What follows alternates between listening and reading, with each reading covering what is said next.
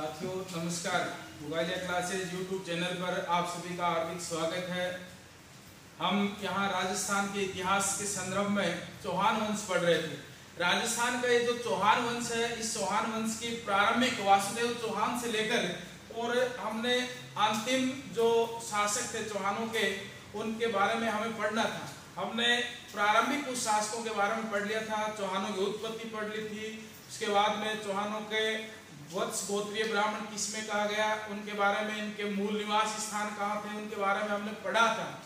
आज हम अजमेर के चौहानों में पढ़ेंगे और सर्वप्रथम आज अजराज चौहान को पढ़ेंगे। अजराज चौहान के बारे में हम आज चर्चा करेंगे।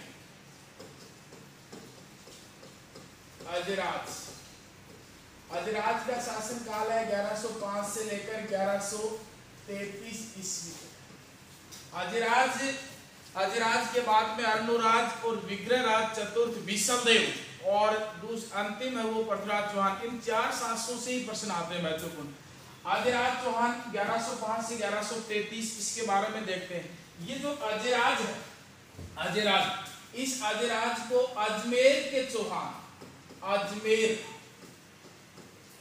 अजमेर के चौहान, ये जो अजमेर के चौहान है, इस अजमेर के चौहानों का यहाँ इसे संस्थापक माना जाता है। अजमेर के चौहानों में अजराज का नाम महत्वपूर्ण है। अजराज ने यहाँ एक महत्वपूर्ण है, अजराज ने 1113 ईस्वी में, 1113 ईस्वी में और एक अजमेर की नींव रखी, अजमेर की नींव रखी और इसकी स्थापना, संस्थापक इसे माना जाता है, अजराज को माना जाता है। अजराज ने इस अजमेर की जो नींव रखी थी, इसका उल्लेख कहाँ मिलता है? उल्लेख कहाँ मिलता है? तो इसका उल्लेख मिलता है पृथ्वीराज विजय में मिलता है। पृथ्वीराज विजय में इसका उल्लेख मिलता है। पृथ्वीराज विजय में जो इसका उल्लेख मिलता है, तो यहाँ पृथ्वीराज विजय है, इसका जो रचयिता था वो कौन था? वो था जयान। एक है पृथ्वीराज रासो, जो चंद्रवरदायी के है, पृथ्वीराज चौहान के जो मित्र थे। यहाँ इसका उल्लेख इसमें मिलता है, यहाँ उल्लेख मिलता है पृथ्वीराज विजय। अब यहाँ प्रश्न आता है कि पृथ्वीराज विजय के अनुसार अजमेर की नींव स्थापना अजराज ने कब की थी? तो 1113 ईस्वी में की थी। अगला यहाँ तथ्य आता है अजराज का, वो आता है कि अजराज ने अजमेर में एक पहाड़ी है गठ बीठली, इस गठ बीठली पहाड़ी पर एक दुर्ग का निर्माण किया था और उस दुर्ग का नाम है अजयमेरु दुर्ग। अजयमेरु दुर्ग, ये जो अजयमेरु दुर्ग है, इसका जो अजराज ने बनाया था, इस अजयमेरु दुर्ग को आजकल किस नाम से जाना जाता है? वो जाना जाता है तारागढ़ के नाम से जाना जाता है। तारागढ़, यहाँ मेवाड़ में सिसोदिया वंश में महाराणा रायमल का जो पुत्र था पृथ्वीराज सिसोदिया, उड़ना राजकुमार, उन्होंने अपनी पत्नी तारा देवी के नाम पर इसका नाम बदलकर क्या रख दिया गया था? तारागढ़ रख दिया था।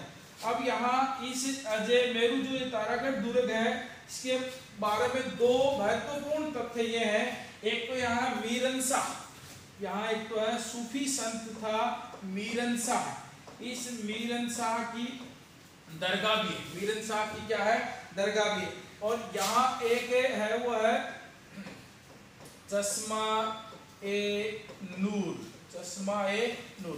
तो यहाँ साथियों ये जो चश्मा ए नूर, ये जो नाम है, इसके बारे में दो तथ्य प्रचलित हैं, दो तथ्य।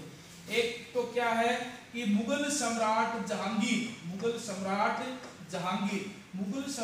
जहांगीर द्वारा इसको निर्मित बताया जाता है। और जो दूसरा क्या है, ये कहते हैं कि ये कोई प्राकृतिक झरना है जो वर्ष भर बहता है। ये दो तथ्य इसके बारे में है। तो अजयराज को है वो अजमेर के चौहान वंश का संस्थापक माना गया है। और यहाँ और चौहान वंश का संस्थापक वासुदेव चौहान इसके बाद में अजमेर की नींव 1113 ईस्वी में गढ़बिटली पहाड़ी पर यहाँ इसने एक अजमेरू दुर्ग बनाया। इसका नाम तारागढ़ रख दिया गया। जो तारागढ़ था मेवाड़, तारागढ़ क्या था? मेवाड़। ये जो मेवाड़ है, मेवाड़ का पृथ्वीराज सिसोदिया, पृथ्वीराज सिसोदिया था। इस पृथ्वीराज सिसोदिया ने अपनी पत्नी तारा देवी के नाम पर इसका नाम तारागढ़ रख दिया था। और यहाँ इसमें ये तो सूफी संत मीरन शाह की दरगाह है और चश्मा ए नूर ये एक झरना है, प्राकृतिक झरना, लेकिन कुछ एक यहाँ मानते हैं इतिहासकार कि ये जहांगीर द्वारा निर्मित है। अजयराज के बारे में जब अगला देखते हैं तथ्य, वो तथ्य क्या है? अगला जो तथ्य देखते हैं वो तथ्य क्या है कि अजयराज है, ये जो अजयराज है, इस अजयराज ने उज्जैन पर आक्रमण किया था। कहाँ आक्रमण किया था? अजयराज ने कहाँ आक्रमण किया था? उज्जैन पर। अजयराज ने कहाँ आक्रमण किया था? उज्जैन पर आक्रमण किया था। अजयराज ने कहाँ आक्रमण किया था? उज्जैन पर। तो अजयराज ने जो उज्जैन पर आक्रमण किया था,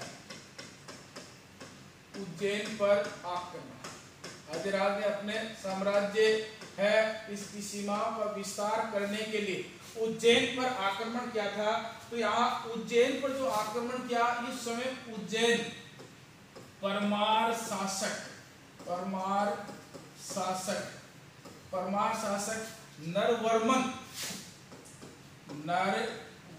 के अधीन था। किसके अधीन था? नरवर्मन के अधीन था। और इस नरवर्मन को यहाँ आक्रमण किया तो इस नरवर्मन ने इस आक्रमण का विरोध करने के लिए अपने सेनापति, इसका जो सेनापति था, उस सेनापति का क्या नाम था? उस सेनापति का नाम था सुलहना। इस सुलहना को भेजा था इस आक्रमण के लिए। किसको भेजा था? सुलहना को भेजा था। और इस सुलहना को अजयराज, यहाँ इसके मध्य ये जो युद्ध हुआ था, इसमें अजयराज ने इसको पराजित किया था, यानी कि अजयराज है वो इसमें विजित हुए थे और ये इसमें क्या हो गया था? पराजित हो गया था। तो यहाँ इसकी उज्जैन विजय है। तो अजयराज ने किस पर विजय प्राप्त की थी? उज्जैन की थी। एक दूसरा तथ्य है पृथ्वीराज विजय के अनुसार, पृथ्वीराज विजय के अनुसार, ये जो पृथ्वीराज विजय है, इस पृथ्वीराज विजय के अनुसार क्या था? इसने गजनी जो देश है, गजनी अफगानिस्तान में है, गजनी के जो मातंग शासक थे, इस मातंग शासकों को भी इसने पराजित किया था। अजयराज ने अपने शासन काल में एक महत्वपूर्ण कार्य किया था। इसने सर्वप्रथम यहाँ चांदी के सिक्के जारी किए थे। चांदी के सिक्के जारी किए थे। और ये जो सिक्के जारी किए थे, इनका नाम रखा था अजय देव। इनका नाम क्या रखा था? अजय देव के नाम से चांदी के सिक्के जारी किए थे। इसी अजयराज की जो पत्नी है, उसका नाम था सोमलेखा। इस सोमलेखा ने भी चांदी के सिक्के जारी किए थे। अजयराज है, इसने इस अजयराज का जो शासन काल है, चौहानों का निर्माण काल कहलाता है। चौहानों का क्या कहलाता है? निर्माण काल। चौहानों का क्या कहलाता है? निर्माण काल। अजयराज ने शासन के अंतिम दिनों में अपनी राजगद्दी से संन्यास ले लिया और अपने पुत्र अर्णोराज को राजगद्दी सौंपकर स्वयं पुष्कर के जंगलों में चले गए थे। हमने हमारे पिछले वीडियो में भी एक तथ्य देखा था, और जो पिछले वीडियो में एक तथ्य देखा था वो क्या था? वो तथ्य ये था कि यहाँ हम पढ़ रहे थे उस समय पढ़ रहे थे हम गुर्जर प्रतिहार। इस गुर्जर प्रतिहार में भी एक ऐसा ही तथ्य था, और आज पढ़ रहे हैं ये चौहान वंश। उस चौहान वंश और इस प्रतिहार वंश, इनमें दोनों में एक समान प्रश्न था। वो समान प्रश्न क्या था? प्रतिहार वंश का वह कौन सा शासक था जिसने सर्वप्रथम राजगद्दी से या राजनीति से या राजकार्यों से संन्यास ग्रहण किया था? इनसे क्या लिया था? संन्यास लिया था। तो प्रश्न महत्वपूर्ण था, प्रतिहार वंश का वह कौन सा शासक था जिसने यहाँ अपने राज कार्यों से संन्यास शासन सौंप कर और स्वयं ने संन्यास धारण किया। इधर चौहान वंश, तो यहाँ तो था वो था भोज, यहाँ तो कौन था, भोज, या इसको मिहिर भोज भी कह सकते हैं, मिहिर भोज भी इसे कहा जा सकता है। यहाँ कौन है, वो है अजयराज, यहाँ कौन है, अजयराज। ये अजयराज है, इन्होंने अपने शासन के अंतिम दिनों में और अपनी राजगद्दी सौंपकर अर्णोराज को पुश करके जंगलों में चले गए थे। अजयराज है, ये शैव धर्म से था। अजयराज कौन से धर्म से था, शैव धर्म से था। अजयराज कौन से धर्म से था, शैव धर्म से था। अजयराज के बाद में शासक बनता है, वो बनता है अर्णोराज। अजयराज के बाद में जो शासक बनता है वो कौन बनता है, अर्णोराज। राजस्थान के इतिहास के बाद में हम लगातार कल्चर को भी पढ़ेंगे, राजस्थान के महल हैं उनको पढ़ेंगे, राजस्थान के लोकगीत हैं उनको भी पढ़ेंगे, राजस्थान के नृत्य हैं उनको भी पढ़ेंगे। ये राजस्थान के इतिहास लगभग जो स्थापत्य काल है साथ साथ राजाओं के साथ साथ पढ़ते रहेंगे। कुछ एक जो टॉपिक बचेंगे उनको अलग से हम पढ़ेंगे। यहाँ एक महत्वपूर्ण शासक है, वो शासक है अर्णोराज। अर्णोराज, ये जो अर्णोराज है, इस अर्णोराज को पढ़ना है। अर्णोराज जो शासक है इसको पढ़ेंगे। अर्णोराज के संदर्भ में एक एक तथ्य हैं वो महत्वपूर्ण है। अर्णोराज की सबसे पहले तो एक उपाधि देख लेते हैं। अर्णोराज की उपाधि, अर्णोराज की उपाधि कौन सी थी, वो उपाधि थी जयवराह। अर्णोराज की कौन सी उपाधि थी, जयवराह। अर्णोराज की जो ये उपाधि थी जयवराह। तो यहाँ अब अर्णोराज के सामने देखते हैं, अर्णोराज सौभाग्यशाली था, राजगद्दी प्राप्त हुई, अर्णोराज को राजगद्दी प्राप्त हुई थी। तो वो राजगद्दी किससे प्राप्त हुई थी अर्णोराज को, तो वो अजयराज से इसको प्रारंभ हो गई थी, वो मिल गई थी। तो यहाँ अजयराज के सामने समस्याएं आ गई थी। अर्णोराज के सामने समस्याएं क्या आ गई थी, वो समस्या ये आ गई थी कि अर्णोराज है इसके सामने महत्वपूर्ण जो मूलभूत इसके सामने जो समस्याएं थी वो क्या थी कि उस समय भारत में लगातार तुर्कों के आक्रमण हो रहे थे। तुर्कों के आक्रमण या तुर्कों के आक्रमणों से राज्य को बचाना, राज्य को बचाना। दूसरा यहाँ महत्वपूर्ण क्या था, जो पाल शासक था, जो पाल शासक और उसका क्या नाम था, कुमारपाल। कुमारपाल, इस कुमारपाल का प्रभाव बढ़ रहा था। कुमारपाल का प्रभाव को रोकना, कुमारपाल के प्रभाव को रोकना, कुमारपाल के प्रभाव को रोकना। इसका जो प्रभाव बढ़ रहा था उस समय, इस प्रभाव को रोकना, ये जो इसका प्रभाव बढ़ रहा था कुमारपाल का, इसके प्रभाव को रोकना। अब यहाँ एक और महत्वपूर्ण समस्या क्या थी, फिर इसके बाद में इसके सामने समस्या थी अपने चौहान वंश,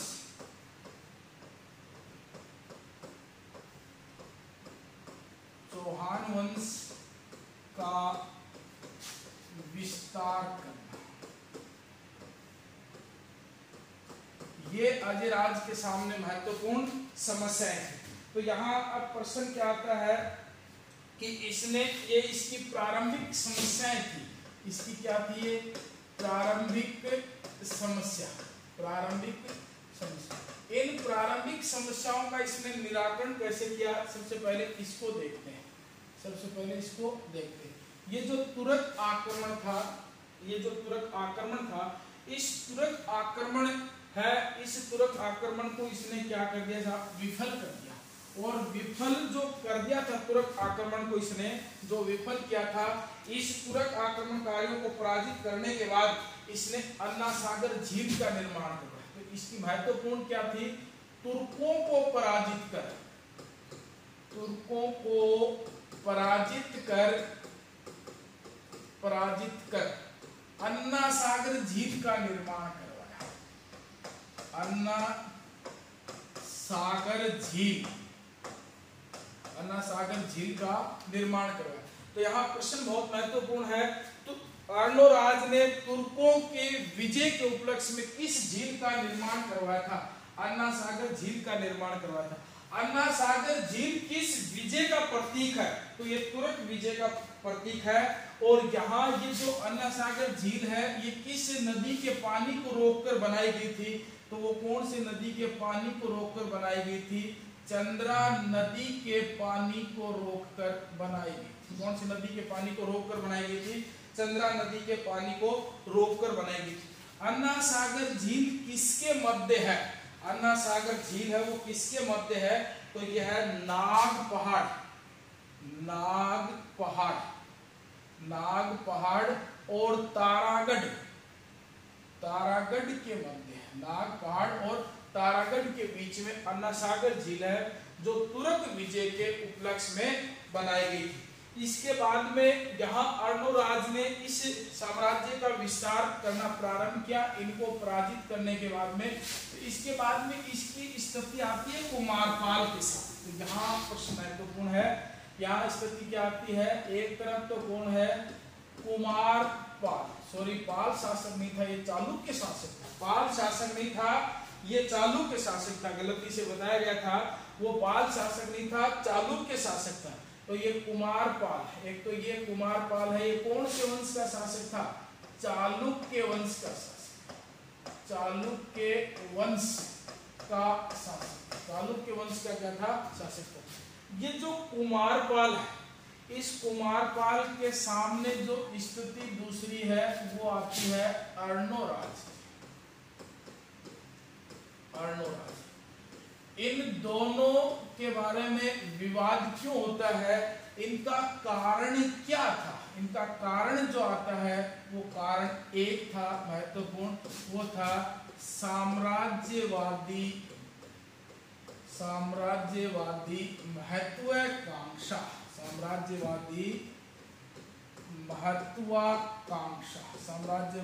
महत्वाकांक्षा। इनके विवाद का मूल कारण था।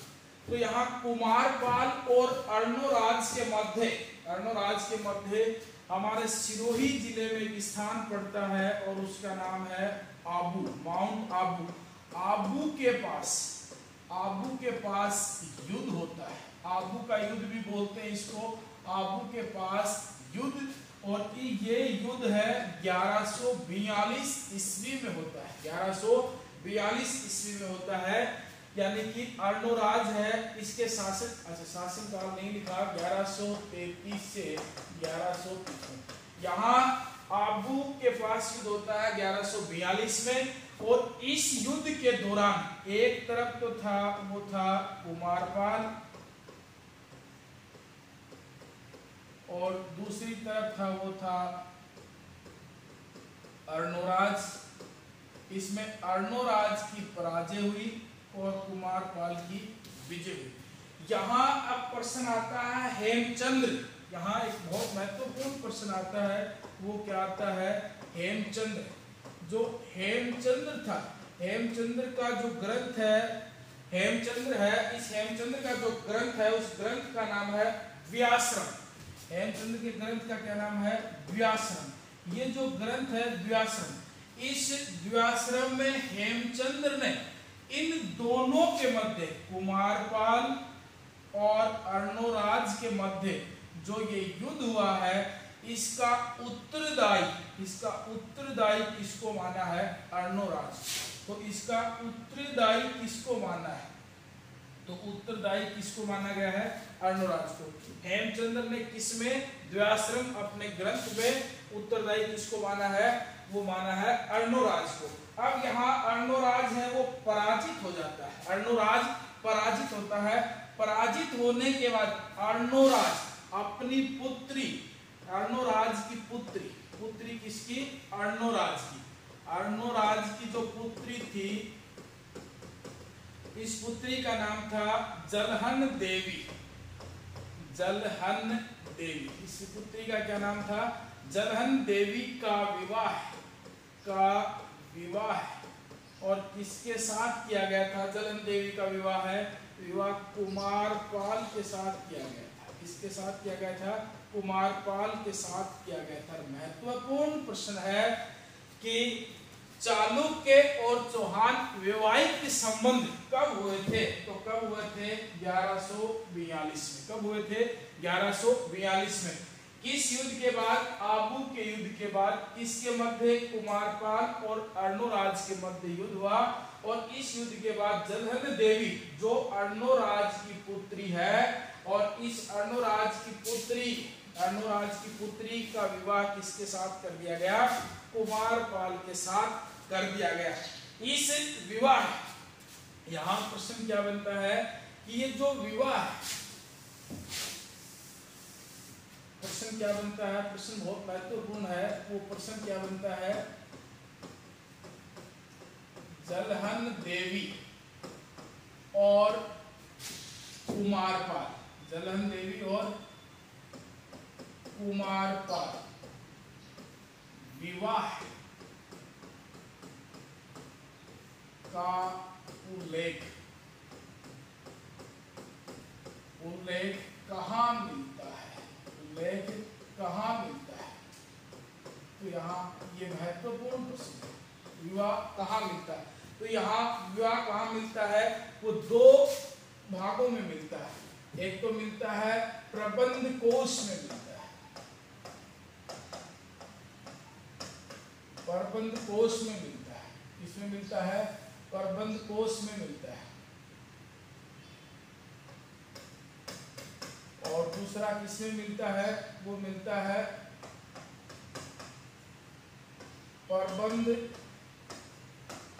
चिंतामणि में मिलता है।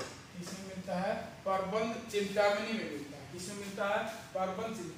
ये प्रबंध कोश है, ये किसने लिखी थी? राजशेखर ने लिखी थी। किसने लिखी थी? राजशेखर। और प्रबंध चिंतामणि है, ये किसकी है? ये इसकी प्रबंध मेरुतुंगाचारी, इसकी है मेरुतुंगाचारी की, मेरुतुंगाचारी की, इसकी है मेरुतुंगाचारी की है। यहाँ ध्यान रखना है, ये जो प्रबंध चिंतामणि है ये जैन ग्रंथ है। कौन सा ग्रंथ है? जैन ग्रंथ है। कौन सा ग्रंथ है? जैन ग्रंथ है। तो इसका उल्लेख कहाँ मिलता है? इसी में मिलता है। इसके बाद में अर्णोराज ने यहाँ तुर्कों को पराजित कर दिया। उसके बाद में कुमारपाल से स्वयं पराजित हो गया। कुमारपाल से जो स्वयं पराजित हुआ, इसके बाद की जो महत्वपूर्ण घटनाएं थी, वो घटना क्या थी कि अर्णोराज है, इस अर्णोराज ने भूमि दान प्रदान की थी। अर्णोराज ने भूमि प्रदान की थी। तो यहाँ भूमि दान किस धर्म को दी गई थी? जैन धर्म को। और किसको दी गई थी? खरतगच्छ जैन को। किसको दी गई थी? खरतगच्छ जैन को ये भूमि है, ये दान में दी गई। किसको दी गई थी? खरतगच्छ जैन को दी गई। भूमि दान से प्रश्न बनता है, वो ये बनता है सर्वप्रथम भूमि दान प्रक्रिया कहाँ प्रारंभ हुई? सातवाहन वंश में। कहाँ प्रारंभ होती है? सातवाहन वंश में। सर्वाधिक किसने दी? तो सर्वाधिक गुप्त काल में दी गई। सर्वाधिक किस काल में दी गई थी? गुप्त काल में दी गई थी। तो भूमि दान भी किसने दिया था? अर्णोराज ने। अब यहाँ अर्णोराज के बारे में एक प्रश्न और आता है। अर्णोराज ने पुष्कर के अंदर एक वराह मंदिर का निर्माण भी किया था। कौन से मंदिर का निर्माण किया था? वराह मंदिर का निर्माण करवाया था। इसके समय देवबोध और करमबोध, इसके समय देवबोध और करमबोध दो संस्कृत के विद्वान रहते थे। दो संस्कृत के विद्वान भी रहा करते थे। तो अर्णोराज है, इस अर्णोराज के बारे में यही महत्वपूर्ण प्रश्न आता है। अर्णोराज है, इस अर्णोराज के बारे में जो महत्वपूर्ण तथ्य था वो यही था। अब यहाँ प्रश्न आता है, वो ये क्या आता है, वो ये आता है कि चौहान वंश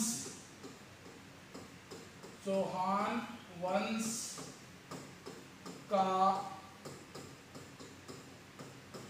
पितृहंता किसे कहा जाता है, किसे कहा जाता है, चौहान वंश का पितृहंता किसे कहा जाता है। ऑप्शन इसके बाद आते हैं, वो क्या आता है, वो आता है भोज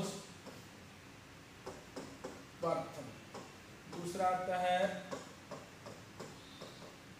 विग्रहराज सेकंड द्वितीय, तीसरा आता है जगदेव, सॉरी ये नहीं लेंगे ऑप्शन,